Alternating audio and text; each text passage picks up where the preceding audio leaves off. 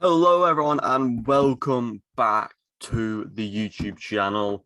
We are here today to give our full thoughts on Stranger Things Season 4. And what an absolute season this was. My first comments: Stranger Things is now the greatest TV show of all time.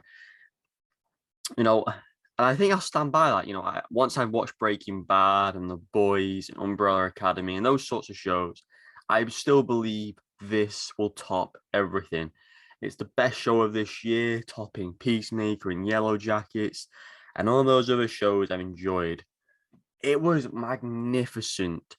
If you haven't checked it out, go check out all four seasons. If you haven't checked out season 4 yet, go check it out. It's a long watch, but the payoff is incredible. And the tease for season 5, the finale season, is going to be hopefully insane. So sit back, enjoy as we delve deep into what season 4 did well, bad, and what we can expect from the future. Subscribe, like, spoilers ahead, and enjoy. So, diving straight into the deep end, I want to talk about a specific character who obviously died in this season, and that was Eddie. People have said, oh, why do they always kill off the new character, the fan favorite? Take out the fan favorite thing because no one could have predicted Eddie to be a fan favorite. When I first saw his character, I thought he was just going to appear in the first episode and that'd be it. But ultimately, yes, I get it. Like Bob and the Russian guy from season 3, they were fan favorites. Bob was okay; he wasn't the greatest character, but he was still a favorite of the fans. And he was taken by a demodog, whereas obviously in season 3, Russia, the main like Terminator guy, killed the Russian. So that was those two characters, and then obviously you go into season 4 of Eddie being this character who becomes the most hated person in Hawkins to being one of the people who saves Hawkins. Yes, obviously he's not in control of the gates open in the end, but his sacrifice of saving Dustin and fighting the bats off, it was an incredible, heroic moment that I think fans should respect and understand more. What he did for that scene was sort of what we expected probably for Steve to do, because the little dialogue, between Eddie, Dustin, and Steve saying, "Well, we're not heroes, are we?" And then he says, "I'm not running this time," and turns around and fights for his life so Dustin can have the upper hand. I think the whole build up from episode 1 to 9 was truly magnificent. The whole school vibe, I mean, if you see the tone of the series, it goes from very calm and, just not a care in the world sort of thing. Um, with Elle dealing with school life. And then by the end of the series, she has her powers back and she's saving the entire bloody world from Vecna and attempting to save Max and all her friends that are tied up in different points in time. You know, Hopper's journey with Joyce, he's been imprisoned, he's been beaten, he's been battered, he's had his hair shaved, he's lost a lot of weight. I mean, to be fair, he's in such a good shape now because I think he had to do it for the Red Guardian in Black Widow. But his development from episode 1 to the last episode was amazing. I mean, we've always loved his courageousness and his determination to do anything for Joyce and the kids and to get back to Elle. I mean, the reunion with Elle was brilliant. But, you know, every scene, his scenes of Enzo, the explanation of what it means to be a family and to be the hero of Hawkins and to be called the hero of Hawkins and for so many people to show up to his funeral, as of Joyce's words, was brilliant. The kids in this series, we talk about how well the adults can play characters like Hopper and Joyce, but I think the kids are magnificent. Sadie Sink stole the show this series. It was her season, you know, from being this person who was sort of I class her as a second tier character in season 2 and season 3, because she was introduced in season 2 to accompany the likes of Lucas and Mike and Will and Dustin and who's she going to be dating. And then this journey she went on with Lucas to hating him because he turned to a jock and the distance. Um, And for her to be the main focus, to be that fourth kill that Vecna needed to, the clock noises, as we found out that it was 4 chimes, 4 deaths. And I think she went through hell, all the story with Billy and the House of Horror scene you sort of get when she's facing Vecna, how she finds her comfort at the snowball, the first ever scene where she escapes Vecna. I thought it was one of the most beautiful scenes in Stranger Things history. But then on the polar opposite, we got to witness one of the most horrid scenes in Max's history, when all her bones were snapped and she was blind and she was screaming out, "I don't want to die. I'm not ready to die." Her love for Lucas and Lucas's emotions. I want to say Caleb did a phenomenal job of bringing that together. I think he was a person who was underappreciated. I think in the season, not many people looked to his acting, but many people in the last episode did appreciate his acting. I thought all the scenes in the last couple of episodes were a lot more emotional because of the payoff of the previous 7. All the scenes with Jonathan, being stoned and whatnot, and Will's neglect in the background, and them two forming this rebond in the finale episodes. Mike's distance relationship with Elle in the first 7 episodes, to him reuniting and becoming lovers again. We saw so much in these 9 episodes. Dr. Brennan's development, all the connections that circled back to season 1 of Vecna's origin, of how the Mind Flayer was created, who and how the Demogorgons and Demodogs were recruited. That is why Vecna is one of the greatest TV show villains in history, because he's not only a scary, horrific, crazy villain, he has depth, he has story, and it all comes down to the factor of Elle caused the first ever door to open. And if he'd never gone through the doors again or attempted to do whatever, Vecna would never been able to figure out how to get back. But because of Dr. Brennan's pursuing, I can't think of the word, he allowed 11 to cause fractures within the Upside Down and allow Vecna to, as I said, create the Mind Flayer. And when I say create the Mind Flayer, he formed the Mind Flayer from the particles that we saw Hopper and Joyce come across in the lab, which brought the Demogorgon and the Demodogs alive. And I want to say on that note, Hopper's scene with the sword against the Demogorgon is one of the greatest Stranger Things scenes, period. He didn't even flinch. He didn't even think about what he was doing. He was like, I have to kill this Demogorgon. I don't give a shit what happens. The music that ran through this series was brilliant. Having Every Breath You Take have a little cameo was awesome. Running Up That Hill, a different rendition as the Stranger Things style. The other song that, oh God, I can't even think of the name. The song that was featured in the trailer, that song was brilliant. I thought that fit the vibe of the end of episode 8. I thought everything about this season, how they intertwined things, interconnected things. The song is Separate Ways, Worlds Apart. I want to give shout outs to performances from Erica. I think she's always underappreciated, I think, her herself, but she's always such a likable, a lot more serious this season than last. She did not deserve to get speared by the jock, but I'm thankful she knocked him out.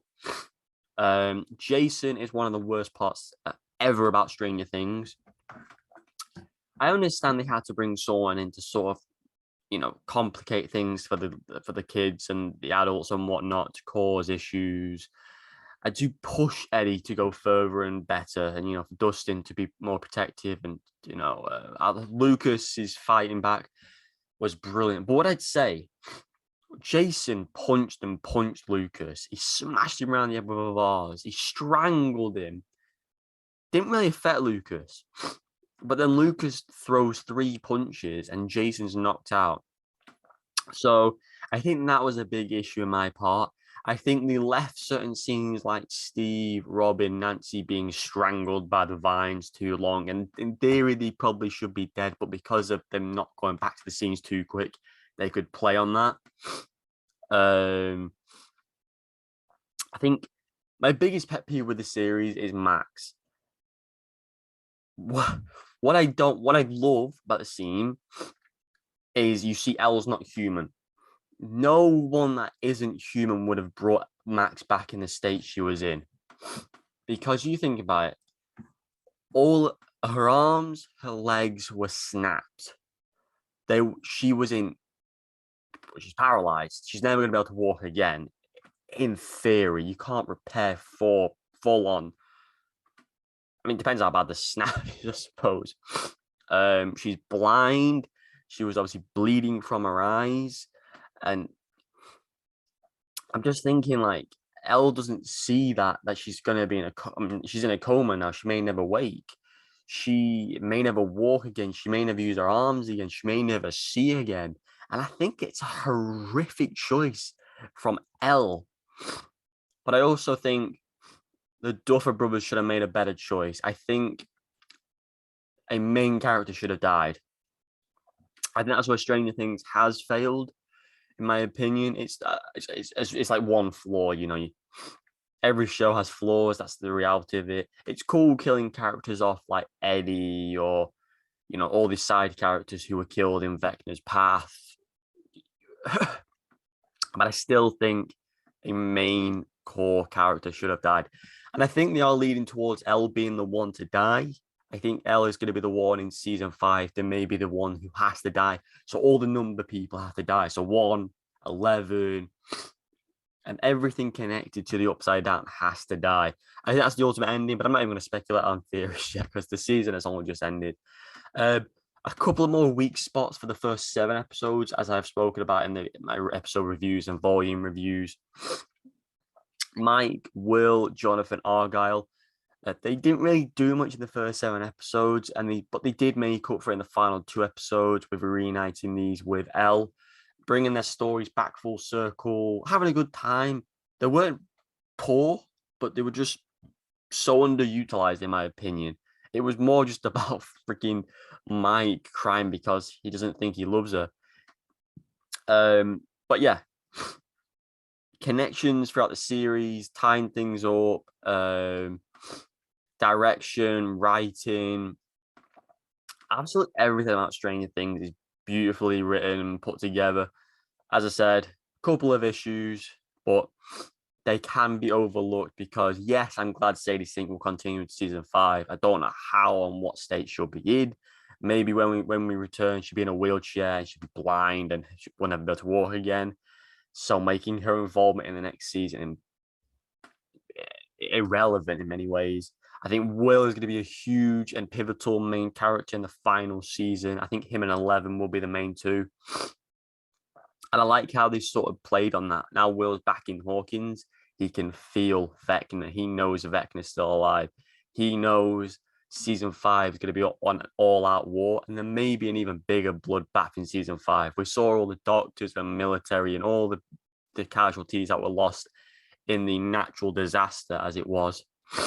But if I had to pick 3 standout characters from this season, I think it would be Sadie Sink, simply because of her development over the 3 seasons. She was perfect, and I think she nailed the pressure of being at the top in this season. I think David Harbour has to get the second role at place in this season because his development with Hopper and his resilience and will and want, as I said, to get back to his kids and protect Joyce and get on that date was beautiful. And I don't know the actors, and he plays Hopper, obviously, and I don't know Eddie Munson's name in real life. I think it's Joseph Quinn. I think I'm actually right. I think he was brilliant. He went from this guy being like a freak, as you would, to this guy who just did the Steve role, looking over Henderson and protecting him and the want and will. You know, like episode 8 or 9, where the play fighting and he says, "Never change, Henderson." It's such a good scene. It's so well done and put together. So yeah, they are my favorite 3. So much to be excited for in the future, and I want to say the best scenes are the scenes where the songs overplay. And my favorite scene, I think, is when Steve and Robin throw the Molotovs on, Hopper chops the head off the Demogorgon, and then Nancy is shooting the gun. It's such a well put together scene that solidifies the possible end of Vecna, the end of the Demogorgons that are in the main realm. But I think now that the gates are open, many people are going to lose their lives because Demodogs and Demogorgons are going to come through. The Mind Flayer is going to be back at large, and Vecna will re-arise in the coming years to come. If you have anything you didn't like about the series, let me know down below. Let me know what you rate the series out of 10. And I intend to talk about so many more things, top 10 characters of the entire season of season 4, my favorite moments, my favorite what the hell moments. But ultimately, a couple of issues, but overall, the 9 episodes of what it is outweigh the weaknesses. The Duffer Brothers, Sean Levy, who is an incredible director and executive producer working with the Duffer Brothers, I think did an incredible job. I just want to touch upon everyone that worked on this show. Phenomenal job. Every cast member, even if I hated them like Jason and whatnot, they still did a great job in playing the role they did. From the top of the cast, from Millie Bobby Brown all the way down to the likes of Erica and Jason and all those other characters who don't have a huge role but played a pivotal role in bringing the story to life. From cinematography, music, directing, writing, character development, the flow of the series. Every episode, even though it was longer and longer, the payoff was well. And I would keep saying this, how they bring all the flashbacks and the connections, tying everything up of how the Upside Down came to be and how Vecna was created and how 11 basically made everything happen today as it was, given the death of Dr. Brennan and bringing the reunited group together for that final scene where they overlook Hawkins on fire with people leaving the town and fearing for their lives. Where was Enzo and Murray? Where's the military under Sullivan? Will they all appear? I guarantee you all these people will be back for one final incredible storyline. Will Vicky get back? Will Vicky get with Robin? Will Steve get with Nancy? Because we saw Nancy having issues with Jonathan without actually admitting it. They claimed on the same page, but I don't believe that for a second. My favorite death of the series was Jason getting split in half. I think he was so deserving. And one character I hope has a bigger and huge role in season 5. I would love Lucas to be elevated to a proper main character status. He's had everyone's sort of on the same level at times, but obviously, like I said, this was Max's series. I'd love for Lucas to have a series, for him to be elevated to the top. It's always Dustin this, it's always Mike this or Will this. Lucas is never looked upon as the main person. I think Caleb deserves to elevate and maybe we'll Dustin for a series. But Dustin's so likable. His scene with Eddie's uncle, explaining the person he was, how well he knew him, his emotion, his tears. That was a beautiful scene. I love Steve looking upon Robin and Vicky having a good time. I loved how they gave a Life is Strange-esque ending. You've ever played that game where all the people in the shelter are looking out and you can see the ash falling from the sky. You can see them on the hill and you can see Dustin come outside. I think it was the perfect ending to give us a great setup for what it is to be maybe one of the greatest seasons of all time. I'm not going to get my expectations way too high because we saw this with Game of Thrones season 8. Game of Thrones season 8 should have been the greatest season of all time. But in reality, it fell flat for many people. So we'll have to wait and see. I'm very excited for season 5. I'll be doing my predictions, my expectations, and many more videos. If you have any ideas of videos you'd like to see, or if you have any thoughts, leave it all down below. I want to know your opinions on ratings, favorite character, and your thoughts on Eddie's death. I still think there should have been more deaths. Maybe one more, but that is what it is.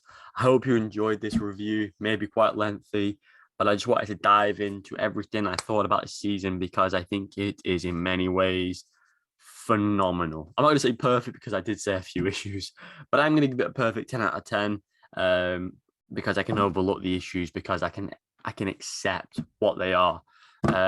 So thank you for watching as always. Hit that subscribe button, leave a like, and I will see you in the next one. Goodbye.